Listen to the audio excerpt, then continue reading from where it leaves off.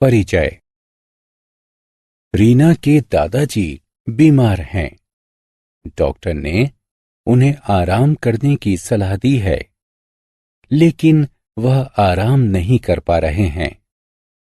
कल रीना की विज्ञान की परीक्षा है, लेकिन वो पढ़ाई पर अपना ध्यान केंद्रित नहीं कर पा रही है। पड़ोस में हो रहे शोर शराबे के द्वारा हो रहे ध्वनि प्रदूषण के कारण ही पढ़ाई और आराम में व्यवधान हो रहा है। इस अध्याय में आप विभिन्न प्रकार के प्रदूषण और उनके कारणों के बारे में जानेंगे। आओ सीखें। वायु प्रदूषण, जल प्रदूषण, मृदा प्रदूषण तथा ध्वनि प्रदूषण का वर्णन करना। भूमि क्षरण को परिभाषित करना। चिपको आंदोलन की व्याख्या करना। आसपास के वातावरण को साफ रखने की विधियों की सूची बनाना। वायु प्रदूषण। जीवित रहने के लिए वायु आवश्यक है। वायु में हानिकारक तत्वों की उपस्थिति के कारण वायु प्रदूषण होता है। वाहनों तथा उद्योगों से निकलने वाले धुएं तथा प्लास्टिक को जलाने से वायु प्रदूषण होता है। इसके कारण सांस संबंधी अनेक रोग जैसे अस्थमा तथा दमा आदि हो जाते हैं। हम वायु में वाहनों तथा कारखानों से निकलने वाले धुएं की मात्रा को कम करके वायु प्रदूषण को रोक सकते हैं। जल प्रदूषण। वायु की तरह जल भी हमारे जीवन के लिए महत्वपूर्ण है। जल में हानिकारक तत्वों की उपस्थिति के कारण जल प्रदूषण होता है।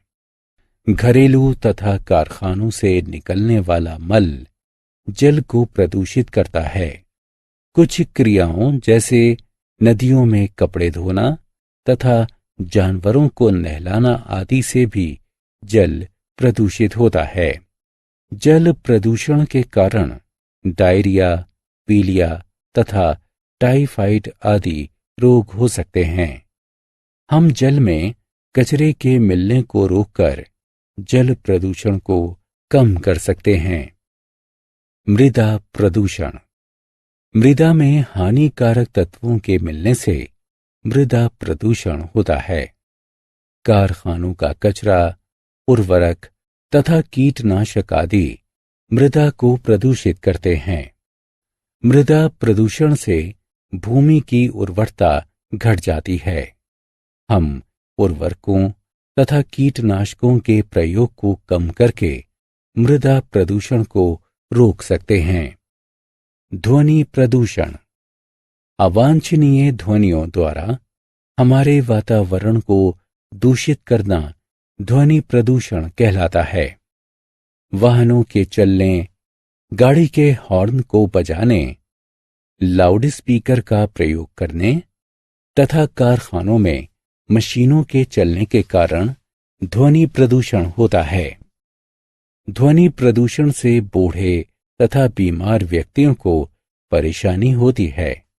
इससे विद्यार्थियों की पढ़ाई में भी व्यवधान आता है। इसके कारण आप बहरे भी हो सकते हैं। हम अवांछनीय ध्वनियों को कम करके ध्वनि प्रदूषण की रोकथाम कर सकते हैं। भूमि क्षरण।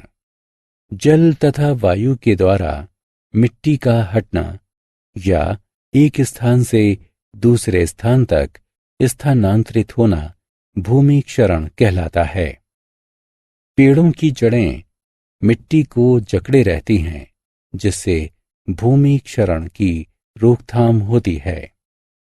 पेड़ों को काटने से भूमि क्षरण में वृद्धि होती है। हम अधिक संख्या में पेड़ पौधों को लगाकर भूमि क्षरण को रोक सकते हैं।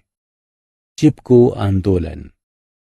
वर्ष 1973 में भारत में उत्तराखंड में पेड़ों के काटने को रोकने के लिए चिपको आंदोलन शुरू हुआ था।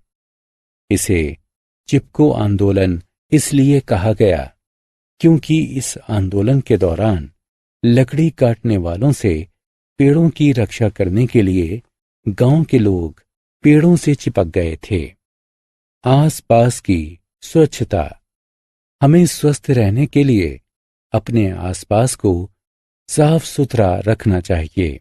हमें कचरे को कूड़ेदान में डालना चाहिए। कॉलोनी की नालियों का पानी बाहर निकलने नहीं देना चाहिए। अपने आसपास के पार्कों का रखरखाव करना चाहिए। प्लास्टिक का प्रयोग कम से कम करना चाहिए। अपने आसपास पेड़ों को लगाना चाहिए। हमने क्या चर्चा की? वायु में उपस्थित हानिकारक तत्वों के कारण वायु प्रदूषण होता है। जल में उपस्थित हानिकारक तत्वों के कारण जल प्रदूषण होता है। मृदा में उपस्थित हानिकारक तत्वों के कारण मृदा प्रदूषण होता है। अवांछनीय ध्वनियों के लगातार उत्पन्न होने से ध्वनि प्रदूषण होता है।